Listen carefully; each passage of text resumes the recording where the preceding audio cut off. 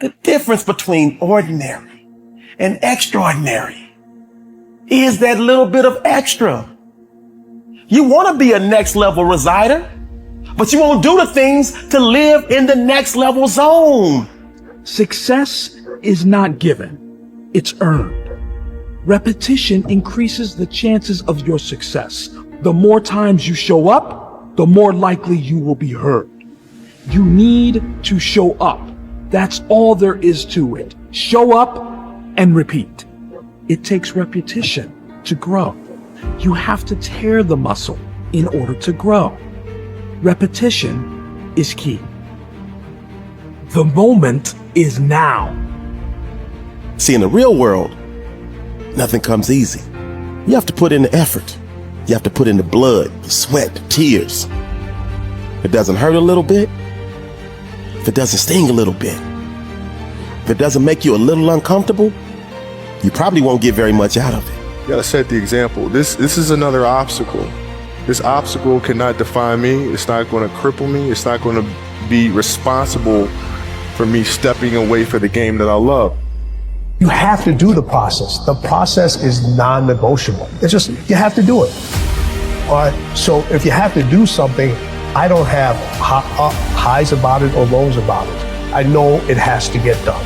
And if I let my emotions get involved in it, all right, it's not going to get done to its best abilities. So if people say you got to love the process and then something comes in the process that you don't really love, well, you have to do it.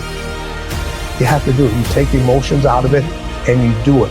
The process is a non-negotiable thing. Things that are difficult, when you do these difficult things, you're stressing your mind, or I should say, not even stressing your mind, exercising your mind and exercising your body's ability to manage intense situations. It's hard. It's very difficult. It's very testing. And in doing so, you lessen the stress of regular life. The more stressful situations that I experience, the more I understand what they are and the more I can relax. Don't be sorry, just do better. Stop showing up for work late all the time. Stop being late for your success. Stop apologizing for the same mistakes over and over again. When you know you've done wrong, wake up and do right. You need to rise up and understand what success is all about. We gotta rise up, we gotta start, we gotta finish. You should work so hard that you collapse in the bed at night. Then you fall asleep, wake up and rise up again. But the only way your story is ever told, the only way your story is ever heard, is if you overcome whatever it is that you're going through. We build circuits within us for habitual action that we practice many times that seem to run in a very deterministic fashion. And we are a strange combination of deterministic and non-deterministic as far as I can tell. But what our consciousness seems to be for is to encounter those things that we have not yet encountered. And those things that we have not yet encountered seem to me to be those things that have not yet been brought into being. And so you could say that what our consciousness is for the encounter with potential. You know, that our consciousness is it's not for the past, it's not even for the present. It's to transform the future into the present. And really that's what our consciousness does. When you wake up in the morning, you have a new day ahead of you, and the day could take you in very many directions. And the weeks and the years, all of that can take you in very many directions. And you have some apprehension about what those directions might be. You have some apprehension about what role your choices might make in transforming that potential into one form of actuality or another. I mean, you certainly know that there are dreadful mistakes that you might be very tempted to make that would produce all manner of hell around you and still be tempted to do it. It seems like it's sitting there right in front of you as a possibility. You also know that, you could haul yourself up out of bed and attend to your duties and do the sorts of things that you're supposed to and set a few things right that day and that week, and that likely things would at least not be worse, and they would probably be better. It's necessary, as you look at your goals and your dreams, it's necessary that you have a strategy and a game plan to change the story that you believe about yourself. And that's an ongoing process. I've discovered, and many people have, that what we do, what we accomplish, what we produce is a result of the story we believe about ourselves. My favorite book says, "Be ye not conformed to this world, be ye transformed by the renewing of your mind."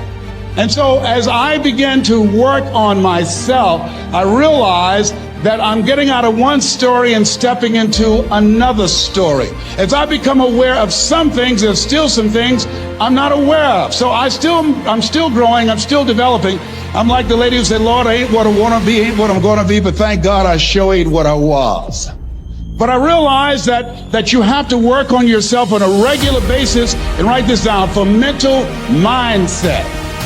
For mental mindset and stamina. Because things are going to happen to you. I believe that the reason that most people go to their graves with their talents and abilities and skills in them is because of the fact, number one, many are like me. They didn't know that they didn't know and thought they knew. I thought I knew myself, and I really didn't know myself as well as I thought. I've discovered that sometimes people can take you to a place within yourself that you can't go by yourself. You've got to learn to reflect with yourself. There's something to be said for silence. There's something to be said for taking those occasions to shut out the world and shut out everything else for a while.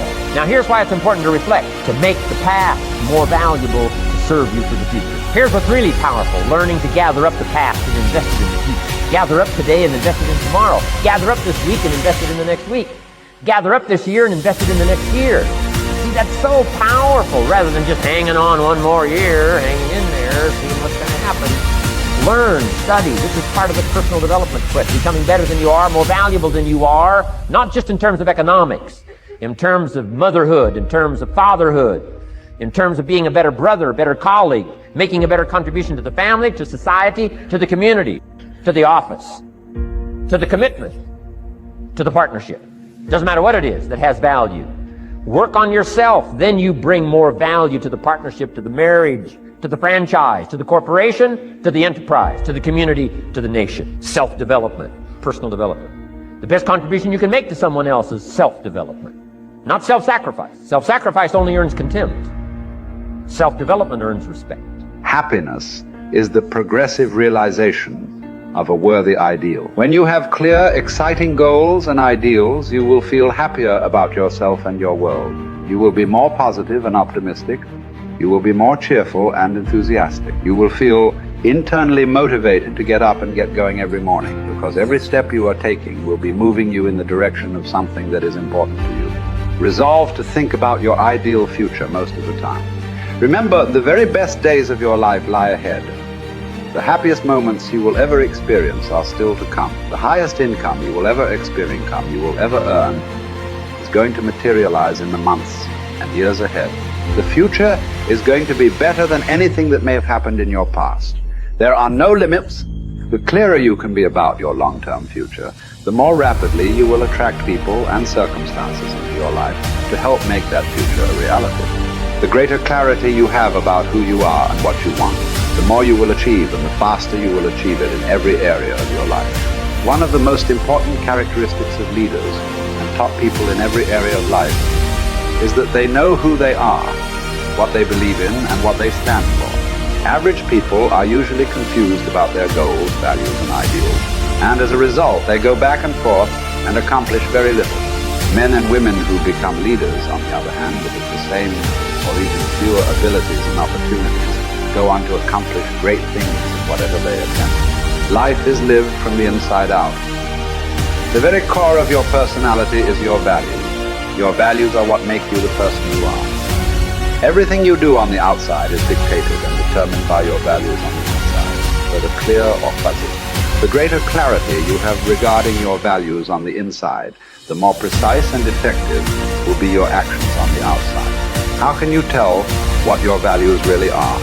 The answer is simple. You always demonstrate your true values in your actions, and especially your actions under pressure. Whenever you are forced to choose between one behavior and another, you will always act consistent with what is most important and valuable to you at that moment.